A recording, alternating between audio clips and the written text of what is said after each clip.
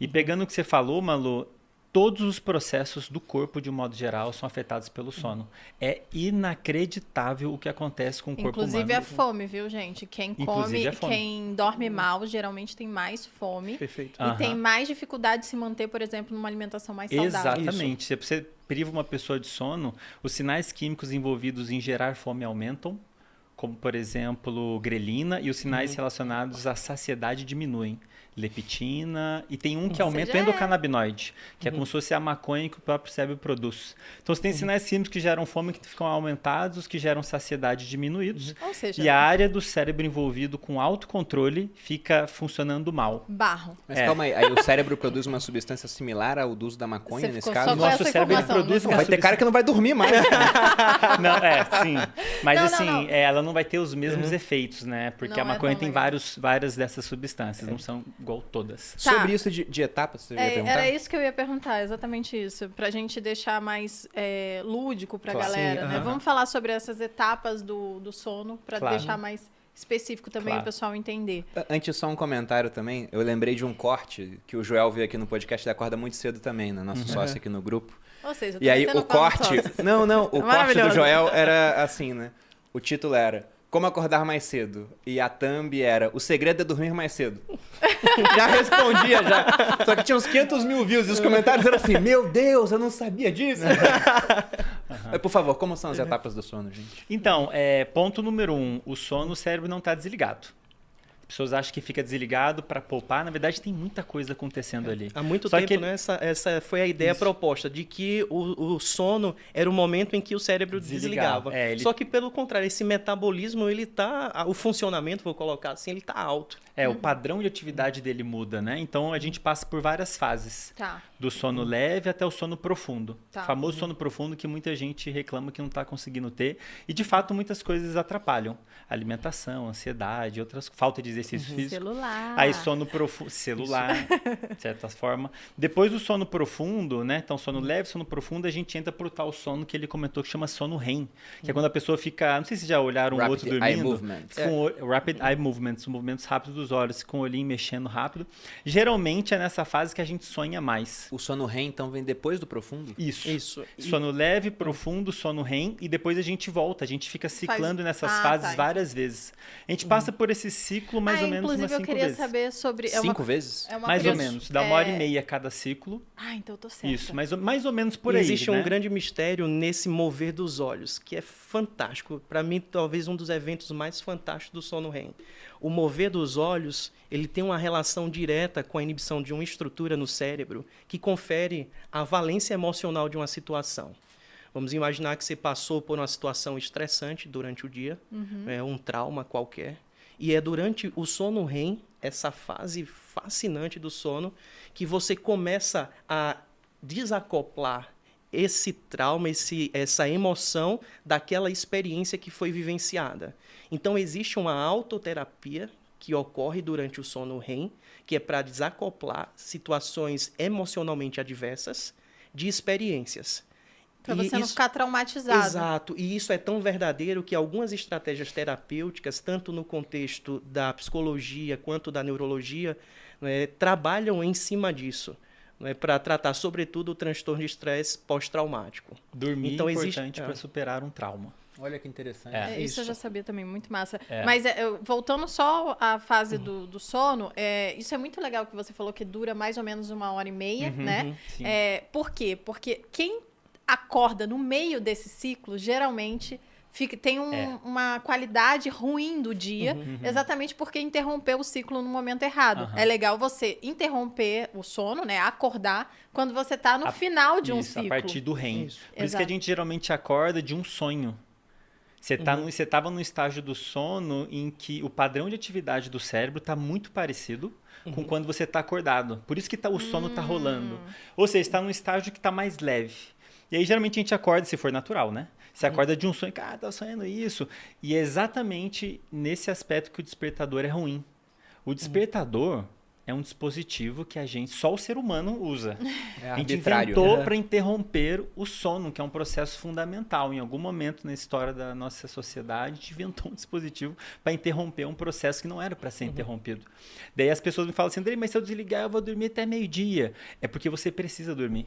Desliga o despertador. Esse tanto de tempo que você dormiu a mais era porque você estava precisando dormir.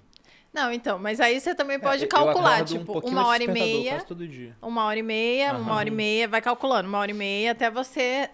eu sempre faço isso, né? Não é que eu durmo. Se eu dormir 1h, eu calculo, tipo, 7 horas. Sim, Mas mas e dá pouca pra ter uma depois. ideia. E aí eu boto o despertador porque, né?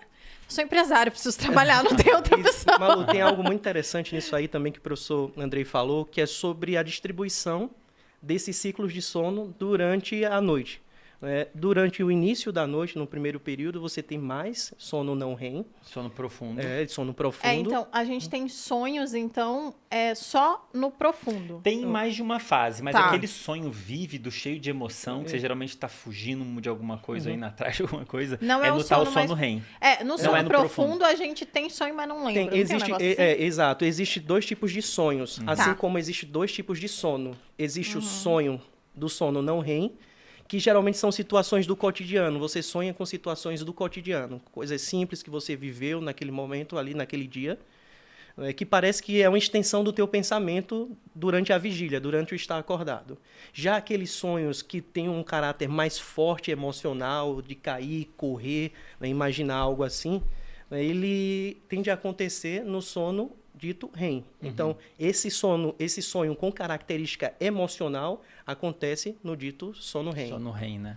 Entendi. Tem aplicativos, Malu, que medem isso mais ou menos, as suas né? ondas. Porque muita coisa muda nessas fases do sono. Inclusive, você conseguir mexer o corpo ou não. Então, dependendo do smartwatch que você está usando, às vezes até o celular, ele consegue ter uma faz ideia. sentido. Ele pega sua frequência cardíaca, seu movimento do corpo e infere mais ou menos onde você está. Aí ele consegue falar, ela está no sono REM, se for para acordar ela, é melhor acordar agora. Ah, sim. É. É um aplicativo tipo de despertador. Isso, que leva isso em baseado consideração. na Em qual fase? em Eles qual não fase do conseguem sono. dizer tão bem, sabe? Mas é melhor do que nada, assim, né? É melhor do que acordar do sono profundo, porque do sono profundo você tá mais longe do estado acordado, e aí você acorda achando que parece que você foi atropelado, né? Então, era isso que eu ia explicar. O que acontece? Quando você interrompe, geralmente você acorda mal, né? É natural, por exemplo, a diferença seria quando você acorda, tipo, às vezes mais cedo e você tá mais disposto, e aí você dorme um pouco mais, fala, não, posso dormir mais meia hora. Aí você dorme meia hora, 40 minutos, quando você vai acordar, você tá muito destruído, exatamente porque você interrompeu o ciclo do sono. Perfeito. Sim, perfeito. Bom, mas imaginando que as coisas acontecem por um motivo, né? A gente não dorme o tanto que a gente dorme à toa e a gente tem muito tempo aí de evolução que nos deixou dessa forma. Qual seria o papel do sonho nessa história? Aleatoriamente a gente começa a ver imagens na nossa mente enquanto a gente dorme. Isso teria algum papel? Sim. Sim. Existe uma grande... Uma previsão do futuro, igual os antigos achavam? Existe Avisos? uma grande Eu acho discussão que em cima disso. previsão de você voando e pulando de um prédio não é muito legal, né? Tipo, acho que não. Há muito Pode ser uma tempo, metáfora. há muito tempo tenta-se atribuir um significado para o sonho. Dos mais antigos relatos, vou colocar assim, até bíblicos, que tem 7 vacas magras, 7 gordos. Isso, perfeito.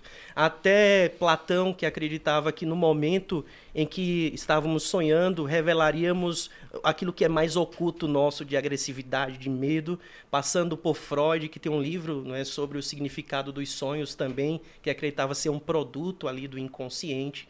Até Aristóteles, que mencionou sobre que os sonhos acontecem em eventos cotidianos.